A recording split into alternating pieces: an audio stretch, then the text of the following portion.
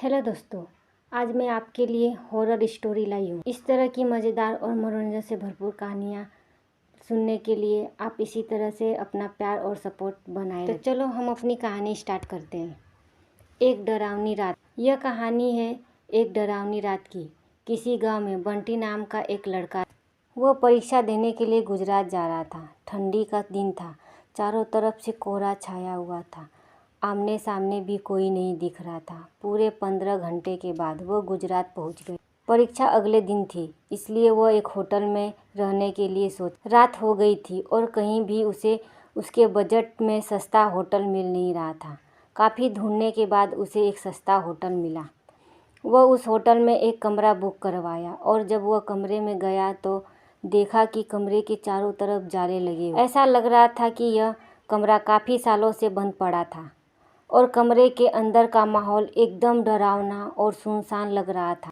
लेकिन उसने ये सब नज़रअंदाज कर दिया और होटल में खाना मंगवाया और खा पी के सोने चल दिया।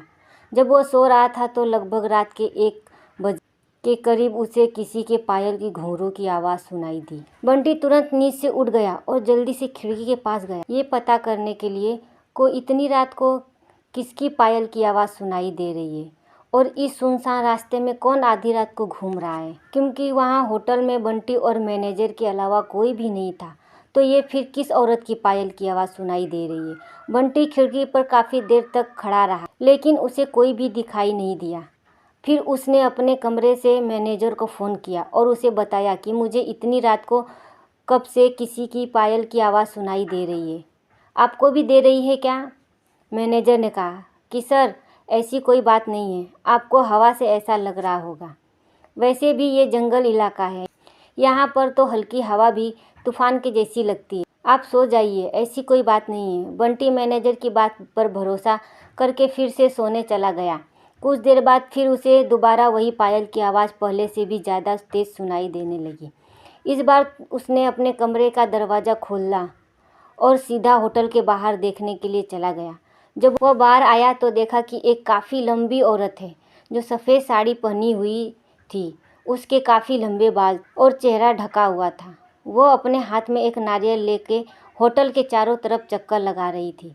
ऐसा लग रहा था कि मानो अपने पायल की आवाज़ से किसी को बुला रही है। बंटी दौड़कर उसके पास गया कि कौन है ये औरत जो इतनी रात को यहाँ घूम रही है। लेकिन वह तुरंत ही गायब हो गई और चारों तरफ कोहरा ही कोहरा फैल गया। बंटी भी थोड़ा घबरा गया, क्योंकि जिस औरत को वह सामने से देख रहा था अब वो नहीं दिख रही थी।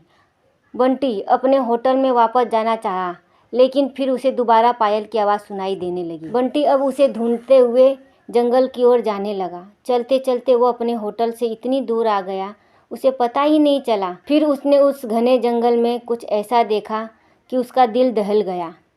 उसने देखा कि उस औरत ने एक पीपल के पेड़ के नीचे 5-6 लाश रखी है और बारी बारी से एक एक को नोच नोच कर खा रही थी। उसका मुंह खून से लथपथ था और चेहरा भी एकदम डरावना था।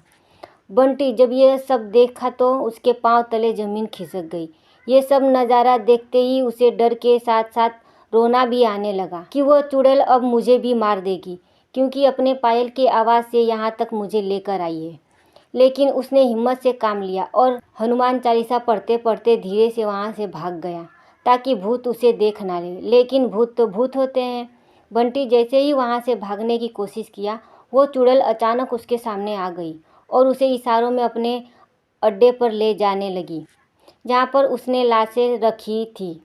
बंटी हनुमान चालीसा का जाप करके जितनी तेज़ी से वहाँ से भागा कि मानो जैसे उसके अंदर किसी की शक्ति आ गई हो। भागते भागते सीधा वो अपने होटल के पास आ गया। वहाँ थोड़ी देर रुका तो उसे एक आदमी दिखाई दिया। उसे देखकर ऐसा लग रहा था कि ये अच्छा आदमी है। वह बंटी के पास आकर बोला, अरे भाई, क्या हुआ? इतना डरे हुए क्यों हो? बंटी ने सारा किस्सा उस आदमी को सुनाया तो उसने बताया कि भाई, तुम बड़े किस्मत वाले हो कि आज तुम बच गए। वो भूत किसी को भी नहीं छोड़ती। और तुम इस होटल में क्या कर रहे हो? इसको तो बंद हुए काफ़ी साल हो गए। बंटी जब उस आदमी का इतना बात सुना तो उसका डर के मारे पसीने निकलने लगे। फिर वह आदमी बताने लगा कि इस होटल में बहुत साल पहले एक लड़की के साथ 4-5 लड़के उसका भयानक तरीके से रेप करके मार दिए थे। लड़की तो मर गई लेकिन किसी को भी नहीं छोड़ी, और जो भी रात के समय इस रास्ते से गुजरता है सबको अपने कब्जे में कर लेती है और मार देती है। और कुछ दिन बाद इस होटल में पुलिस का छापा पड़, तब से ये होटल बंद है।